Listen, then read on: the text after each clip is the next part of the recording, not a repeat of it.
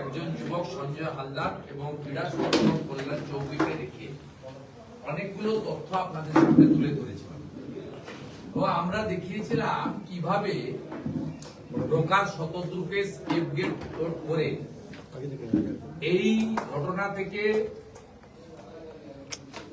রাজ্য সরকার,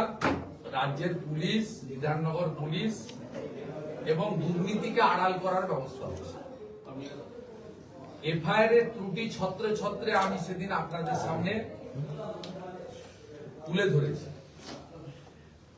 এবং আপনারা নিজেরা জানেন সোমবার দিন কলকাতা হাইকোর্ট খোলার পরে প্রধান বিচারপতির কাছে আমি একটি জনস্বার্থের মামলা করেছি,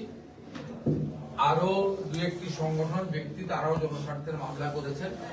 এবং সেই মামলার মূল বিষয় ছিল যে রাজ্যের ক্রীড়া এবং দমকল মন্ত্রী এদের বিরুদ্ধে ব্যবস্থা নেওয়া, যে যুবকদের এত মূল্যবান অর্থ দিয়ে টিকিট কাটতে হলো, তারা প্রতারিত হলেন, তাদের অর্থ ফেরত দেওয়া এবং মাননীয় মুখ্যমন্ত্রী যে কমিটি করেছেন, যে কমিটিকে আমরা ওনার পাড়ার কমিটি বলে মনে করি, সেই কমিটির পরিবর্তে নিরপেক্ষ কমিটি তৈরি করা কোর্টের মনিটরিং এ, এটা আমরা দাবি করেছি।